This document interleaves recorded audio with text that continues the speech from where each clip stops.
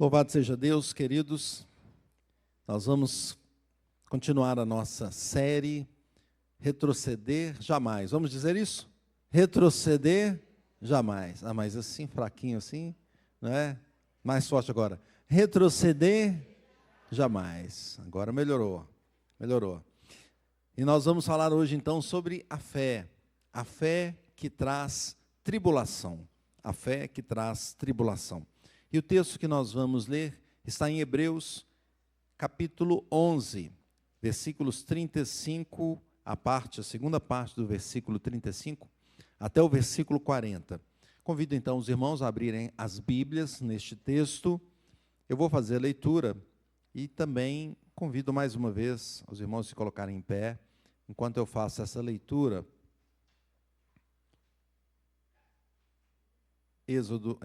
Hebreus 11, 35, segunda parte, até o versículo 40. Diz assim a palavra do Senhor. Alguns foram torturados, não aceitando o seu resgate, para obterem superior ressurreição. Outros, por sua vez, passaram pela prova de escárnios e açoites, sim, até de algemas e prisões. Foram apedrejados, provados, cerrados pelo meio, mortos a fio de espada. Andaram peregrinos, vestidos de peles de ovelhas e de cabras, necessitados, afligidos, maltratados, homens dos quais o mundo não era digno, errantes pelos desertos, pelos montes, pelas covas, pelos antros da terra. Ora, todos estes que obtiveram bom testemunho por sua fé, não obtiveram, contudo, a concretização da promessa, por haver Deus provido coisa superior a nosso respeito, para que eles, sem nós, não fossem aperfeiçoados. Vamos orar. Deus Santo, buscamos a Tua presença. Nós oramos nessa manhã, louvamos, cantamos, agora lemos a Tua palavra e nós pedimos ao Senhor que o Teu Espírito Santo nos instrua nessa manhã. Abençoe o Teu servo, para que ele seja um instrumento nas Tuas mãos. Abençoe cada ouvido, cada mente nessa manhã, cada irmão aqui presente, também os que acompanham através da transmissão, que nós, Senhor, entendamos, recebamos com alegria a Tua palavra e sejamos edificados dia após dia. Nos abençoe nessa manhã, nós oramos em nome de Jesus. Amém. A igreja pode sentar. Texto importante para a nossa vida, nos ensinando que o crente não retrocede, continua seguindo, retroceder jamais. E nós já estudamos muitas partes desse texto, desse capítulo de Hebreus, falamos sobre os heróis da fé em Hebreus, e agora estamos chegando numa parte mais final do capítulo 11, e que nos traz essas informações tão importantes. O livro de Hebreus, ele traz aqui passagens sobre os heróis da fé, muitos lembrados por suas atitudes, por sua confiança no que Deus faria, muitos pelas vitórias que conquistaram. Contudo, neste momento, nós percebemos aqui, com um olhar um pouco focado nessa parte, nessa perícope que a gente chama do texto, essa parte do texto, podemos perceber aqui que esses aqui passaram por tribulações, não é? O texto está mostrando aqui algumas coisas muito importantes. Isso nos leva a pensar que a nossa fé, que a fé do crente, não é uma fé triunfalista, é uma fé firmada na palavra de Deus, no que Deus diz. Percebemos com clareza que muitos sofreram nessa terra por causa da fidelidade ao Senhor, por seguir a palavra de Deus, e suportaram tribulações, enquanto aguardavam o cumprimento da promessa que Deus havia dado, e a promessa final que vai se concretizar no futuro.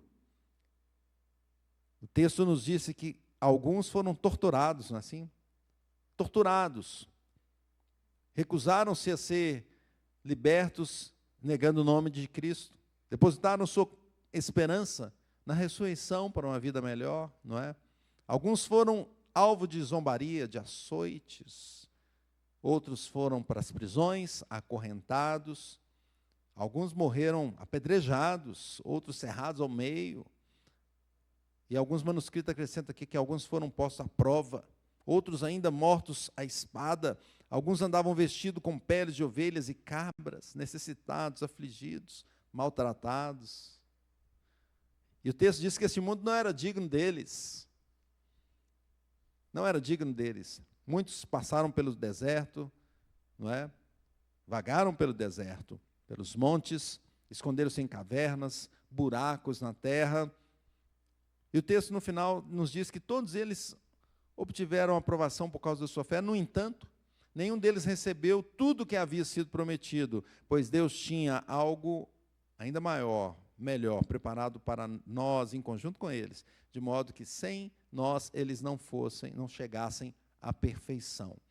O texto então nos diz, meus irmãos, o ensino principal, que a fé cristã não é triunfalista, mas ela é perseverante. A fé cristã não é triunfalista, mas é perseverante. E como essa verdade aqui é demonstrada?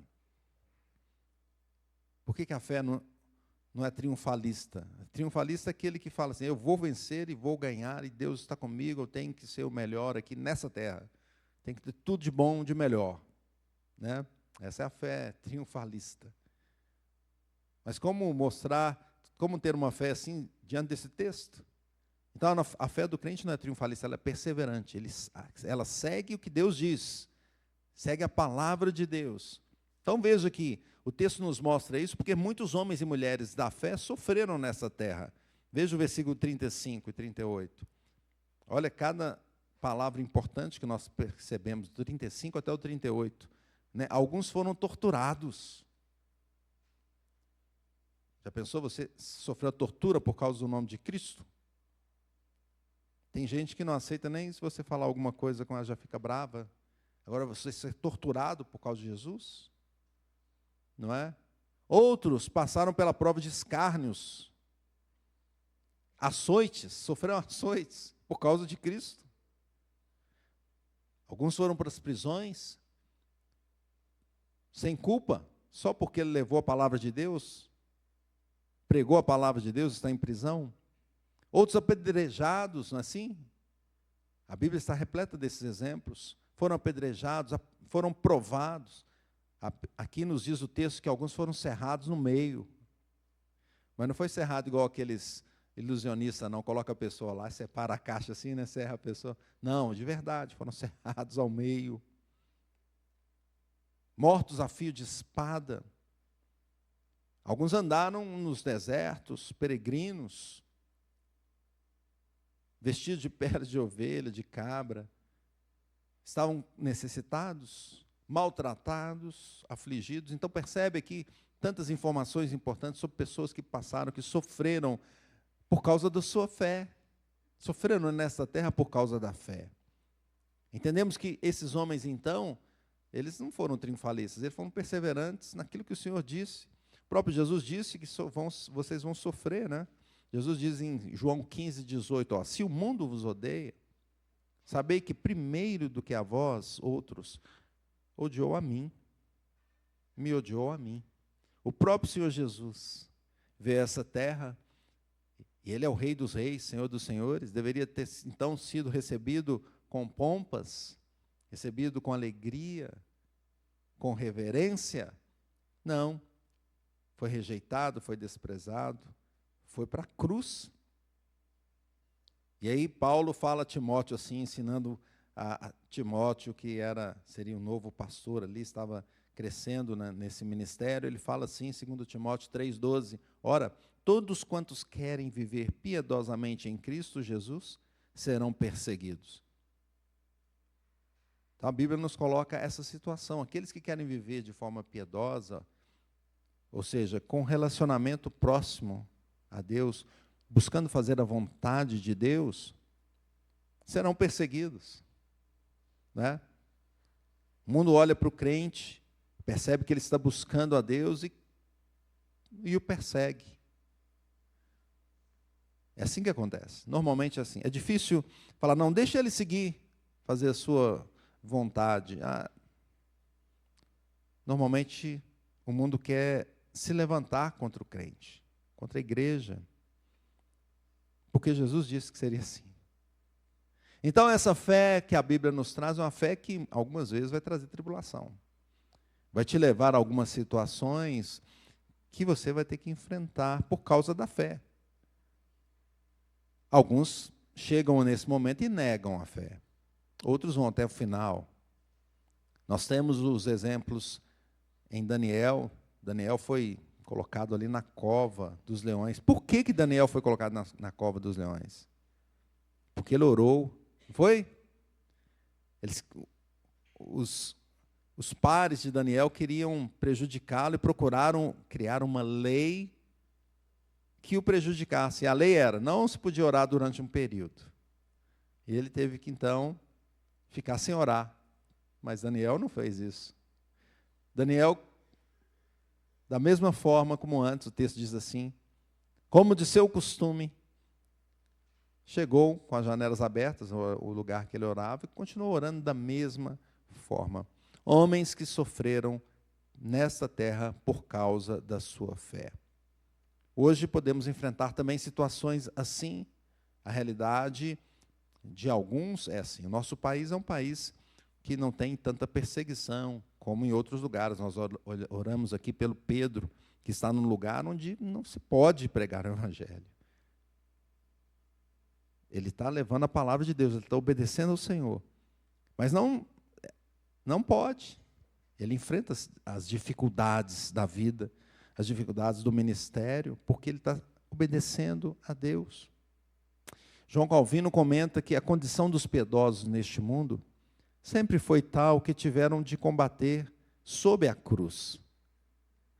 Deus jamais prometeu aos teus servos uma vida de comodidade, mas uma vida de constante exercício da fé. É passando pelas tribulações que o crente exercita a sua fé.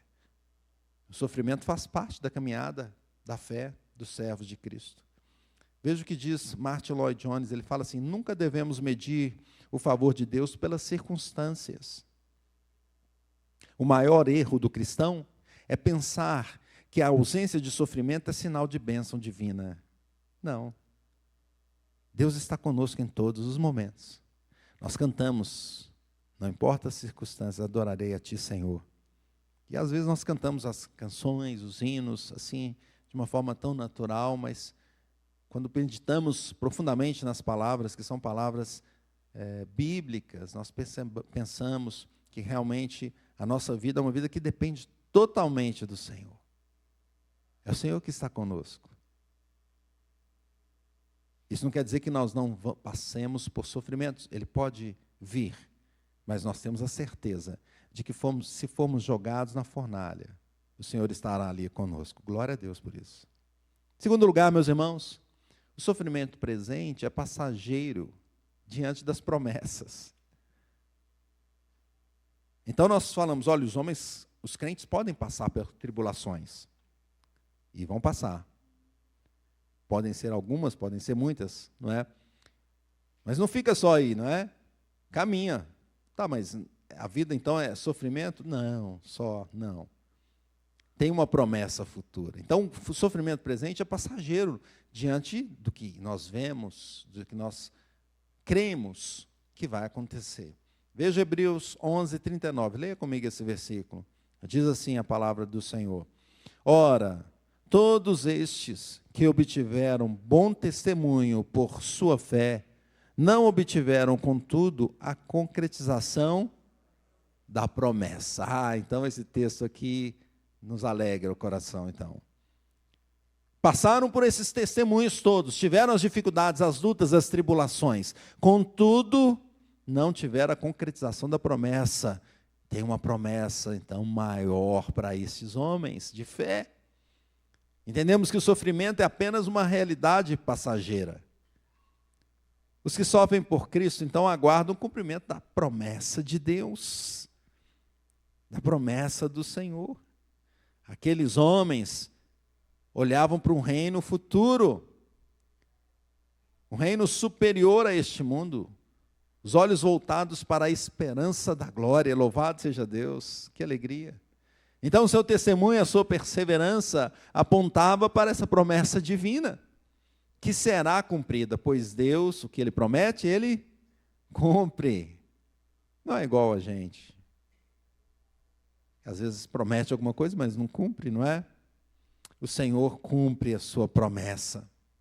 Veja o que Paulo diz, Romanos 8,18, ele fala assim: porque para mim, tenho por certo que os sofrimentos do tempo presente não podem ser comparados com a glória a ser revelada em nós.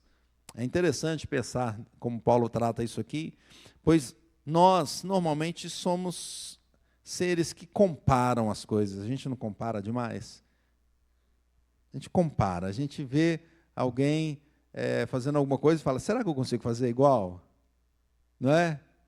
A gente vê um time jogando, será que o nosso time é melhor? É sempre uma comparação, não é? É melhor que aquele? Acho que não, do Brasil deu ruim, né? Será? A gente vê alguém tocando, mas será que eu consigo tocar daquela forma? Ou melhor?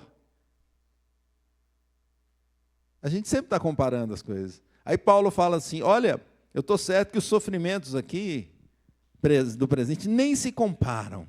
Não dá nem para comparar com a glória a ser revelada em nós. Isso nos leva a entender que quando estamos ali no sofrimento, passando pelas dificuldades, não é? Exercendo a nossa fé, nós vamos sempre lembrar, a glória do Senhor chegará. Estaremos com Ele no paraíso eterno, e nada se compara a isso. E quando a pessoa começa a entender isso, e ela passa por sofrimento, ela está alegre. Alguns não entendem, por que a pessoa está tão feliz? Ela está passando num momento tão difícil, porque ela está olhando para a glória eterna, para as promessas que vão se cumprir. É assim a vida do crente. O tempo presente será consumido pela realidade futura. E ela chegará. E vai chegar com uma mudança total. Com mudança total. Quando nós olhamos para esse texto, domingo passado eu cantei, né, uma música que eu fiz baseado nesse texto. Olhamos para esse texto e ficamos maravilhados. É um dos textos que também, em momento de funeral, a gente lê, que está em Apocalipse 21, fala assim, vi no céu, vi um novo céu e nova terra, pois o primeiro céu e a primeira terra passaram, e o mar já não existe. Olha a visão aqui do apóstolo João, já indicando, olha para frente, novo céu, nova terra, né? Vi também a cidade santa, a Nova Jerusalém, descia do céu da parte de Deus, ataviada como noiva, adornada para o seu esposo. O texto diz mais, então ouvi grande voz vinda do trono dizendo, eis o tabernáculo de Deus com os homens, a presença de Deus com os homens. Deus habitará com eles. Eles serão povos de Deus, e Deus mesmo estará com eles. Ah, que maravilha, chegar a esse momento tão importante. E o versículo 4, ele lhes enxugará dos olhos toda lágrima, e a morte já não existirá. A morte que é o terror de todos os homens, não é? Ninguém consegue escapar, pode tentar ir empurrando, né? Cuidando da saúde, a medicina vai melhorando, a gente vai tomando um remédio aqui, aí tem uma cirurgia, aí tem isso, tem aquilo, você vai empurrando, não é? Vai empurrando. O Elon Musk está até fazendo muitos planos de colocando peças robóticas na gente, né? Pensa, então, vai tentando estender a vida, mas não tem como. Uma hora vai chegar, não escapa. Mas aqui, no final, não vai haver mais. O Senhor Jesus vai vencer a morte. A morte já não existirá. Já não haverá luto, aos momentos de luto, de perda de alguém, que são tão tristes, de uma separação. Não haverá luto, nem pranto, nem dor. Olha que coisa. Porque as primeiras coisas passaram. Não é maravilhoso esse texto, irmãos? Olhando para o que o Senhor vai fazer, as promessas do Senhor Jesus. Nisso colocamos o nosso coração, olhamos para aquilo que Deus vai fazer, que Ele prometeu e Ele vai cumprir.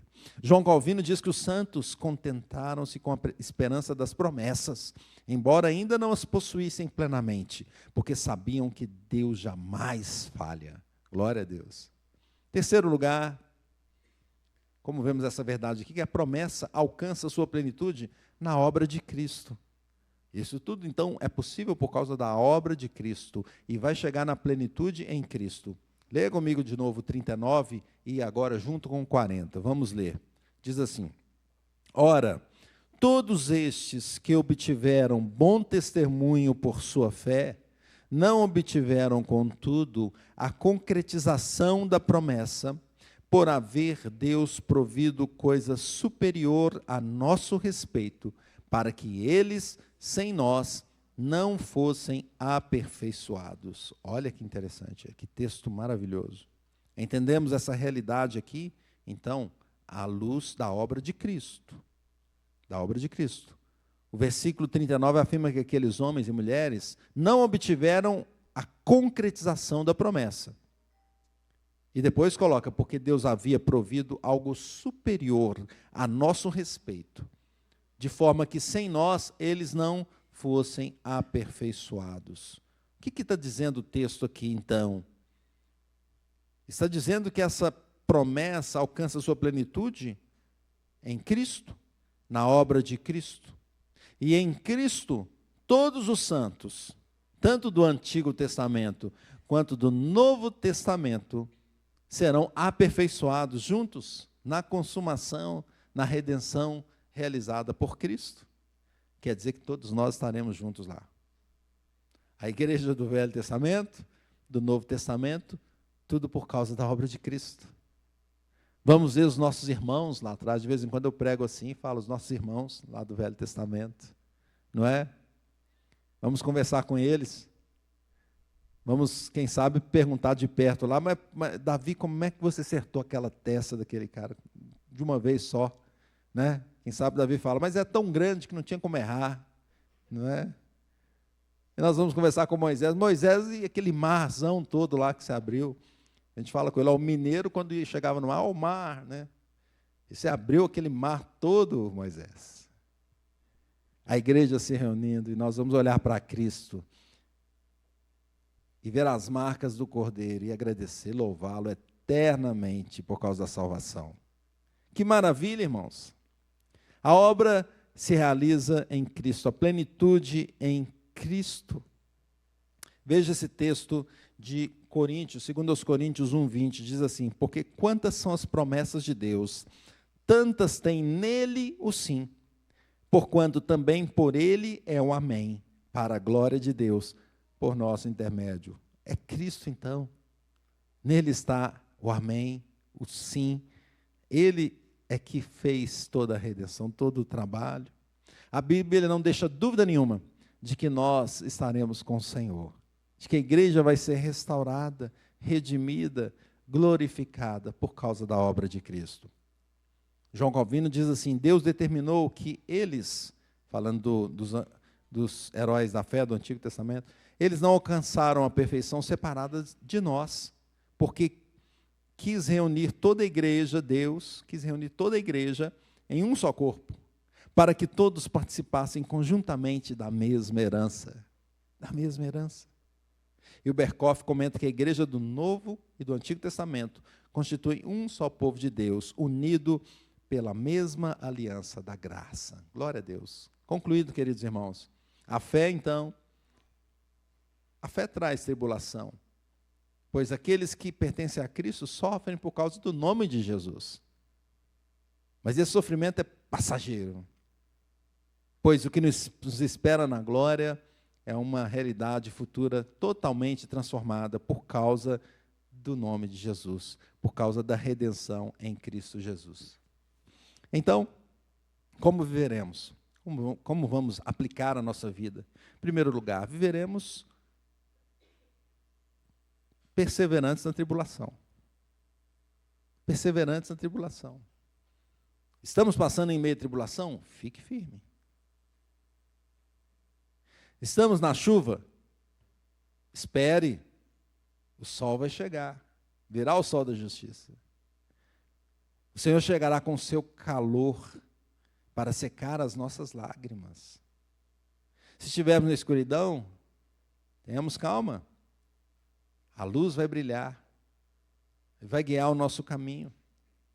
Spurgeon diz que a fé vê o invisível, crê no inacreditável e recebe o impossível. Perseverantes, então. Como viveremos, meus irmãos? Buscando a presença de Deus. Pois é nele a nossa força, não de nós mesmos. Martin Lloyd Jones diz que o cristão não persevera porque é forte, persevera porque Cristo sustenta.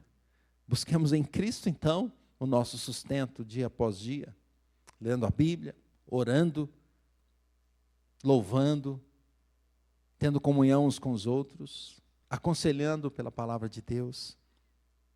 Terceiro lugar, meus irmãos, como viveremos? Adorando ao Senhor. Nós não somos dignos dessa transformação, desse aperfeiçoamento que diz aqui o versículo 40, não é? Que seremos todos aperfeiçoados, não somos dignos, mas o Senhor decidiu nos amar, nos separar, nos salvar. É tudo por Ele, por meio dEle e para Ele. A Ele, pois, a glória eternamente. Amém. Vamos louvar.